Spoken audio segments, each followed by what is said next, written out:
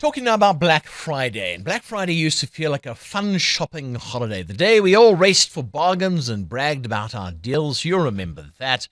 But lately it's starting to look a lot less like a celebration and more like a financial danger zone. There are people out there trying to get your money. There are people out there who will con you.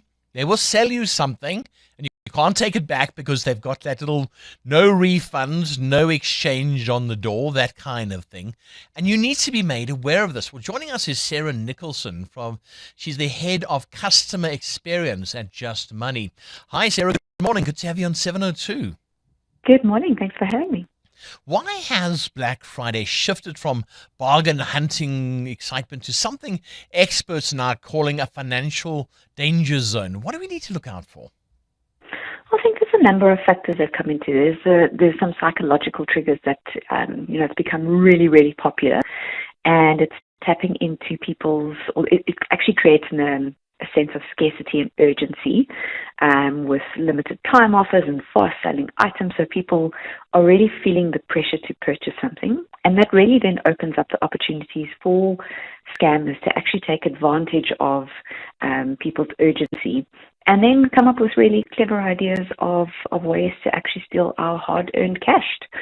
And we've actually seen some of the statistics. I mean, it's absolutely crazy.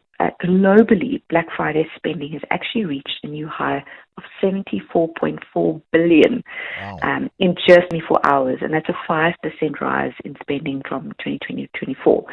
So you can just imagine the opportunity available to scammers is really high. And it's super important that we stay aware and manage our budget and how we spend very carefully. Yeah. Okay, so what do we look out for? I alluded to no refund, no exchange. Is it because they know they're giving you a dud product, so don't come back, we've got your money, and that's the end of the story?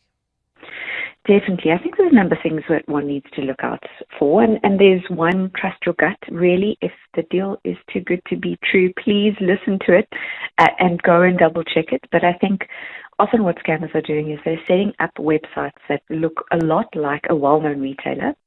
And they'll send out adverts on social media that look really good.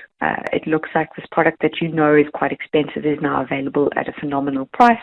You go through to that website and you actually then go and purchase the product and never get the product. So it's really important to just be aware of that, and then also be careful of any links that are coming through on SMS, WhatsApp, or email. There are many sites that do send you safe links, but it's just important that you double check that the official site is actually advertising the same type of deals that you're finding in your SMS or however you've received that link. So I think those are like two very popular ways of getting people to spend their cash and then unfortunately being scammed. So in other words, go with a website where you know the name, you know the brand, you know you're going to be okay. Because, even in the days of now overseas websites, and we've had a whole lot of new ones. I'm not going to name any because I don't want to end up being in a dispute with them. But it's taken a long time to trust these websites. Do they really work? You start asking your friends, and then it sort of spreads after that. Yes, I've tried it. That's a very good website. Is it something we should do? If you don't know about it, ask about it, or just leave it out? Definitely. I mean, try things out, but check reviews. Go and do your research. Ask your friends. You can even use a website. It's called Yima, which will then South African platform, and it actually checks the website's authenticity. So I think that's very useful, but it's important to check with your friends as well.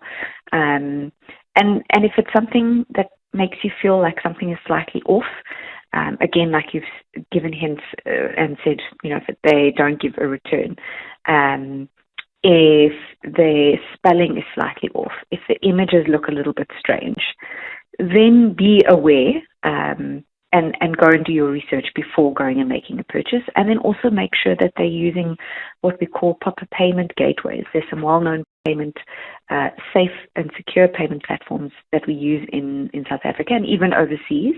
Do your research on that and make sure you're using a safe platform to make payments through so that your card details are not stolen either.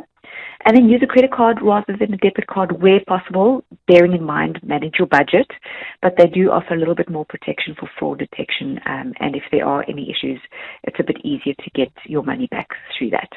That's a lovely point. It really is. Use your credit card instead. Sarah Nicholson, thank you so much. Head of Customer Experience at Just Money. Current events, developing stories, tough questions. your voice making a difference. This is Breakfast with Bongani Bingwa.